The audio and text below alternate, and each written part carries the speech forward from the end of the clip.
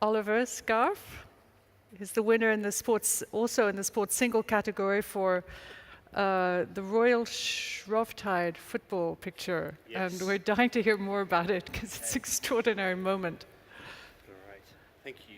Thank you all for coming. Oh, I just want to present, Oliver is British and he gained a master's degree in maths, I think, I believe, before choosing photography as a career. And he's been a staff photographer for the Daily Telegraph, for Getty, and is now at the AFP. Yes. And covers news, sports, features, across very complete photographer.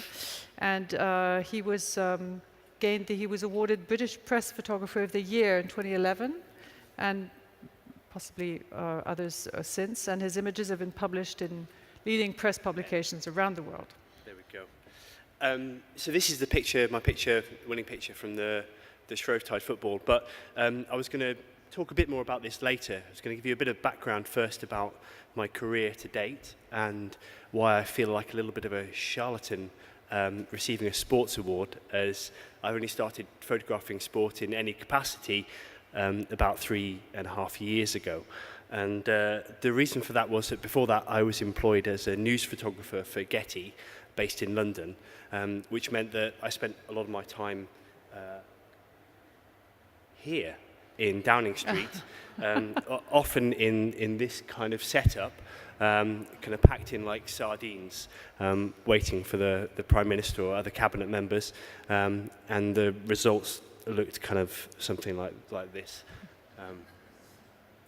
This goes on for a while. And the reason for that was at Getty, they have 3 different categories of photography, the sport, news or entertainments, and there's very little crossover between the 3 disciplines. So for that reason I never really touched any sporting events. This stops after a while. We can do a quiz at the end to see how many people you recognise. But luckily, my opportunities at Getty extended a bit beyond this cold, featureless street. Are we done? No. Thank God they got those cats in as well. That was a godsend. There we go. So luckily, also I was able to cover some protests. This is a student fees protest when they introduced fees to study at university in Downing Street. And incidentally, the lady on the left is wearing a Smith's T-shirt, and I don't know if I'm allowed to say this, but Morrissey contacted Getty and wanted a print of this for his house. So this is also up in Morrissey's house. Then this is Julian Assange, tinted red as it was shot through a prison van window, a moving prison van window, as he was being transported to the High Court to face trial. And then this is the scene, the initial aftermath of a stabbing in London. This is one of the photographs I was awarded the British Press Photographer of the Year for. So you can see the assailant fleeing with a knife in his hand, and the guy just to the right of the police officers has just been stabbed, but he survived the incident. It wasn't so. The lighter side of my working life at Getty was also covering events such as the British National Poultry Show. This is a couple of entrants with their prize chicken, as well as opportunities further afield. So here we have a G8 summit in Italy with an interesting selection of characters. And then this is also the humanitarian situation in the Dadaab refugee camp in northern Kenya near the Somali border. So after 6 years in London, my wife and I decided that it was time to get out of the capital, and that was largely due to the fact that our son was just coming up to his first birthday, and we didn't want him to breathe in any more noxious diesel particulates, or indeed grow up speaking with a London accent. At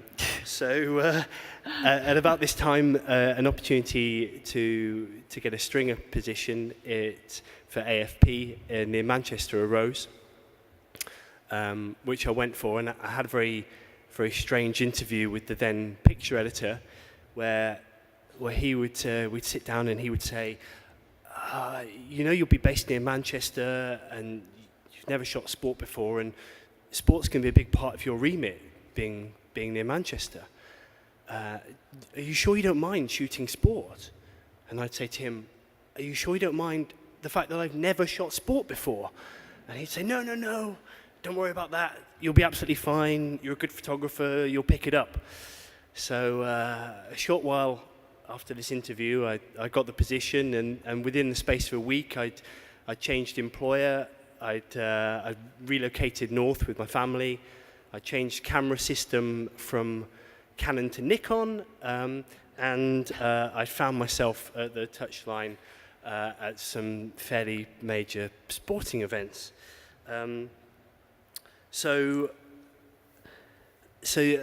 during this time, so this is Manchester United against Newcastle, and in the end he was right, the picture editor, in that I kind of, whenever I went to a news event, I'd kind of take sort of three kind of key principles with me, and they were to kind of research the event as much as possible, and to approach it in an open mind and not to have any kind of preconceptions about what pictures you want to see. And also, when you're there, try and be as vigilant as possible. Don't be kind of sucked in by thinking this is where the action's taking place. Kind of to look around and use your kind of peripheral vision to see if I can identify event. And it was those skills that I took into my sports photography, and in the last 3 years, they've stood me in good stead. So this is a selection you've just seen of some of my football work, but AFP have been good enough to allow me to photograph different disciplines. So in addition to that, I photographed the National Cyclocross Championships, the Wimbledon Tennis Championships, which is this guy plays a bit. Then the British Grand Prix as well. This is the celebrations after Lewis Hamilton's win last year. And then also at Silverstone, the MotoGP. So again, these are all events that I had absolutely no knowledge of prior to starting with AFP. And then I've also kind of maintained my kind of news and feature background, which is also part of my current remit. So here's some feature work. This is at the Aintree Racecourse for the Grand National Festival. And then some more kind of direct news imagery. This is Malala on the announcement of her being awarded the Nobel Peace Prize. And then still kind of doing my kind of quirky Getty type pictures, like the Chicken Show, but this time here with a comic convention in Manchester, which neatly brings me back to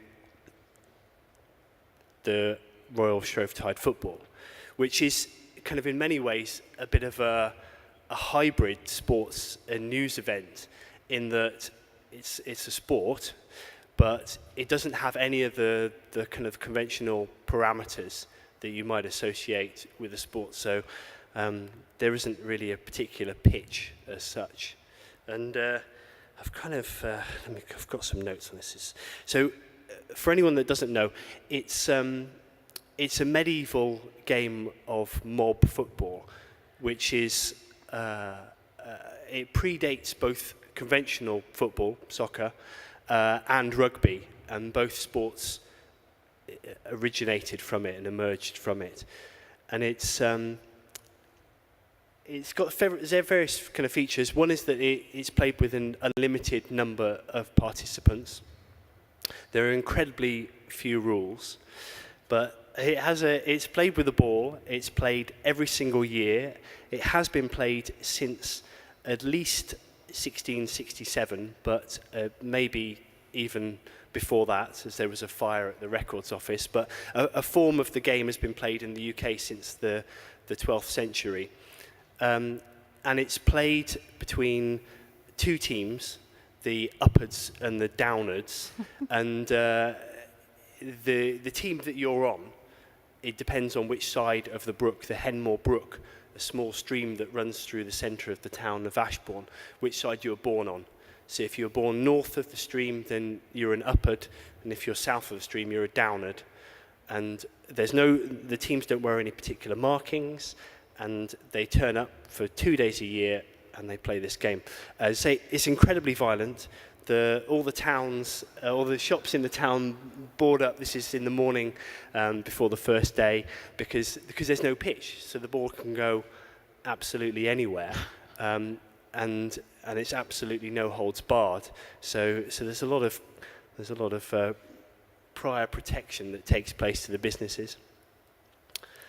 There's a kick-off at 2 p.m. So the ball is thrown into the crowd from a special plinth by a local dignitary. It changes each year, and from then on it plays for 8 hours until 10 p.m. at night.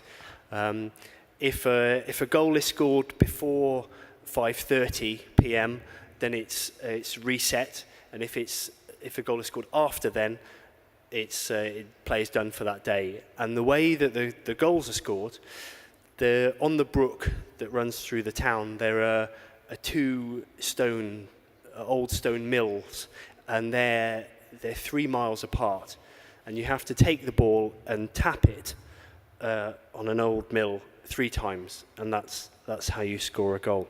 But there aren't many goals scored, as you can. So it's a lot of 1-0s. So it's particularly intense, and most of the time the ball is encased in the hug, as it's known. It's kind of like a rugby scrum, probably a little similar to Stephen's, but with just hundreds and hundreds of people. And it's incredibly tight in the centre, and the ball rarely emerges from that, and it gets particularly violent. And it's because it's played amongst kind of locals from the same town. It's said that there's a lot of scores settled because inside the hug, no one can really see what's going on, and there's a lot of kind of punches and kicks being thrown. So if there's any kind of bitter resentment that you've been holding throughout the year, this is often a bit of a time to release it. There's very few rules, and I've wrote down all the rules. The first one is no murder. So then the ball can't be concealed in a car or hidden under a coat or a bag or anything. Said no play after 10 p.m. There's a couple of places where it can't go, so it can't go into the churchyards and it can't go into the war memorial gardens. Other than that, literally anywhere, and that's it. So it frequently goes into the river as there's special players. A lot of the locals kind of train all year for it, and there's special players that will play in the river. It's often the fastest way of moving the ball around. And then beyond that, it's like a kind of conventional sport in that you have people that are just off the hug who are kind of runners, and then other people who use sort of hand signals to gesture to other players where the movement of the ball is going to go. So everyone has their individual roles, but it frequently finds itself in the river, which is not necessarily the most convenient place if you're holding about £10,000 worth of camera equipment, and the sport is inherently very violent. But it does make for some great pictures, and it's very well attended each year by both participants and by the media. So this was actually shortly. The final picture is just in the aftermath of my winning picture, where the ball went into the lake and several players piled in. As it's the participants take the game incredibly seriously, as you can imagine, and so it really is a kind of a bitter fight to score a goal. But there we go. this is the end. Thank you very much.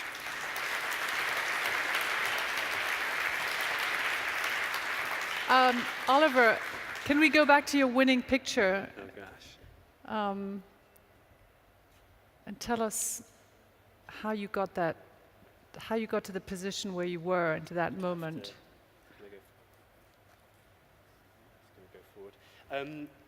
So for the winning image, so the ball. This was not too long after the kickoff, after it was thrown into the crowd, and then the hug the ball was enveloped into the hug, and then it kind of moved through a car park. It moved through a fence, literally destroying a very robust wooden fence in the process, and it was heading towards the lake. And the hug moved quite slowly, as a kind of a rugby scrum does, and I could see it was heading towards the lake, and it was kind of moving towards this jetty, and there was an opposing jetty to it. So I kind of shimmied out in the hope that it would, the team pushing it towards the river would prevail. And then just as it came to the point on this particular jetty, it was almost like a kind of cross section through the hug, because most of the time it's this vast scrum and the ball's in the centre and it'll pop out periodically, whereas it got to here and most people didn't want to plunge into the freezing water, because this was in February in central England, so it wasn't the warmest place in the world. And so it was almost like a cross section where you could see the players and you could see into the hug for a kind of a brief moment before it all spilled in. So it was a bit of kind of positioning on my part in the hope that it would work, and then fortuitously it all came off, and I was. So this is in February, and they play until 10 p.m. Yes. So after a while, I mean, you can't see anything, can No, you? it's pretty dark by the end, yeah. But it's pretty vocal, and everyone's screaming at all times and telling you know where the ball is, Okay. and it's. And what is the award? But the glory or something else? For the players here, Yes. for just personal glory within the town, but it's if you do score a goal, you're. We say this, I've never witnessed one, but you're carried aloft. So the scorer of the goal is carried aloft on the shoulders of the other players from 2 miles out of town into the centre of town and taken to there's a hotel which is the sort of spiritual home of the Shrovetide Football, and you're treated like a real celebrity, and I've had people contacting me saying, my son had scored a goal at Shrovetide, and it's in Ashbourne. That's a really big thing. So so there's a lot of there's no financial prize, but there's an awful lot of local kudos at stake. So. I've heard this also takes place in, I think, Georgia. There is a similar game, very sort of from the very old times, where a ball is made with wine inside and leather, and is taken also by the village people. In this kind of conditions. Yes, yeah. I think these kind of sports have been played, say, in the Middle Ages in various places until kind of conventional football and rugby emerged from them. And I photographed a couple of others in the UK as well. One with a beer keg, and it seems to be a popular thing in the UK. Well, this and general crazy sports. But thank you very much. Thank you. All right. Thank you. Thank you.